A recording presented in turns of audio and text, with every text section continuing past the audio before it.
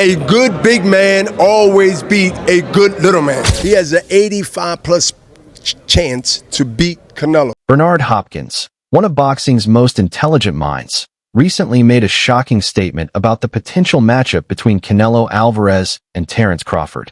He claimed Crawford has an 85% chance to beat Canelo, despite the size difference.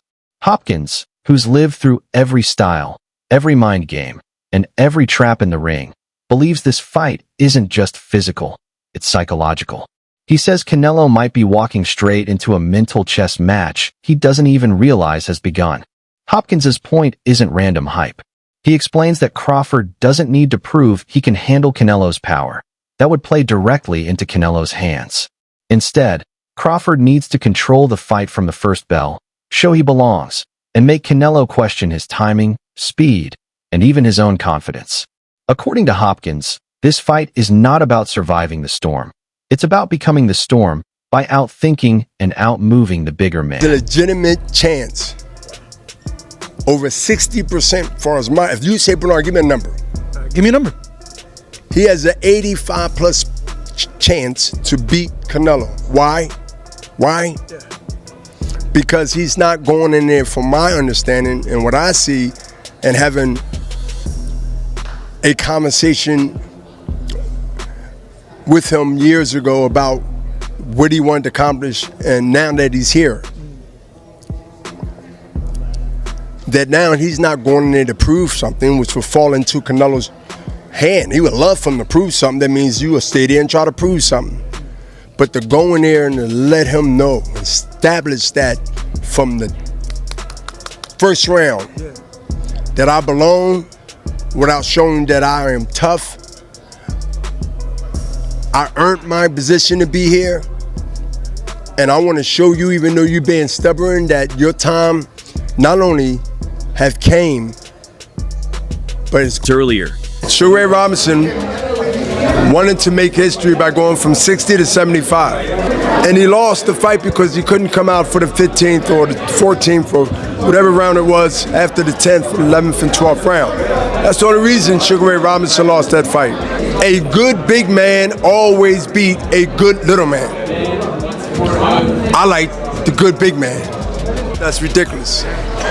That's why we have weight classes. Size does matter. And in most cases, we get those moments in history where size didn't matter, but that's why it's history. But most of the time, it's the right call. I think he got a lot of fish to fry underneath where he's comfortable. Don't put yourself at a disadvantage. Put yourself at an advantage. It's only fair. Thank you, brother. Now, personally, I think Hopkins is onto something deeper here. He's talking about psychological dominance, not raw power. We've seen Canelo break fighters mentally before the body shots even land. But Crawford? He's built different. He studies, he adapts, and he breaks you down piece by piece. If he can make Canelo feel uncomfortable early, make him miss, make him doubt, that 85% might not sound so crazy after all. Great chance. He have a great chance because his heart, his talent, and also his game plan and his strategy. But Canelo is no pushover. I've watched Canelo for multiple years. Again, the best is fighting the best. And Crawford dared to be great. And this is one of the ways you do it. And you tell the world, watch, pay attention, and watch me make history. I will be one of those watching amongst millions of other people. I can't wait to, I believe, November or September. Still, size matters. Canelo has been fighting monsters at 168 pounds for years, names like Golovkin, Plant, and Kovalev. He's used to that power, that pace, that weight.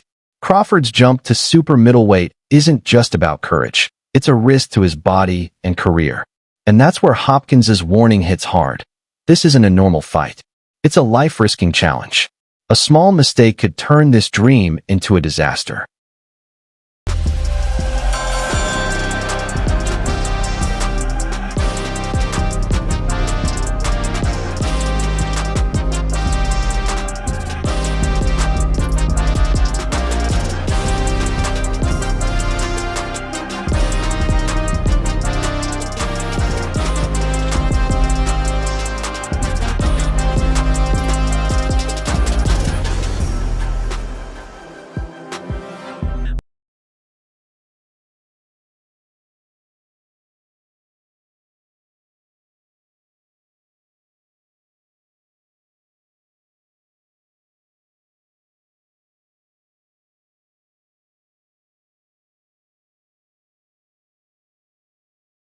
Jerron Ennis get from it being in with the elite, a guy who's prepared for everything.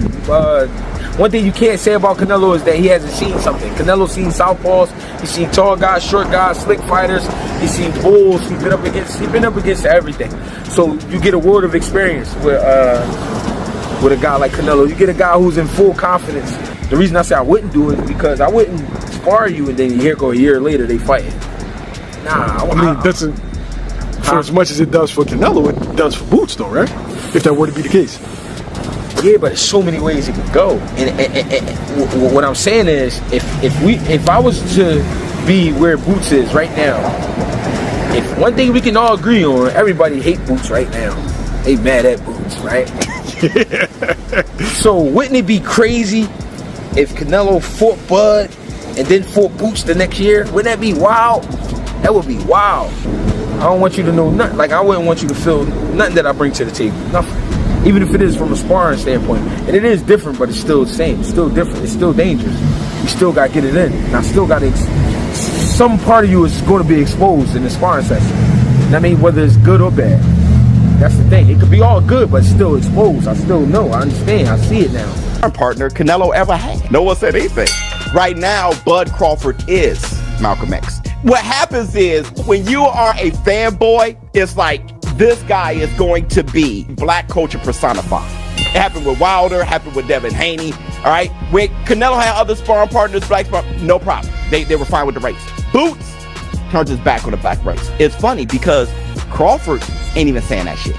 Crawford like, that's good work. Crawford is sparring with Lester Martinez, all kind of Mexican sparring partners, as he should. I haven't heard one person say that any of the Mexican sparring partners were turning their back on the Mexican race. Fight Terence Crawford or Benavidez. We were talking about who? Well, you know, the casual fan, they don't care about weight classes. They just know the names. Crawford, Canelo, they want to see it. Crawford cares about his life. And with that fight, what do that fight do for Canelo?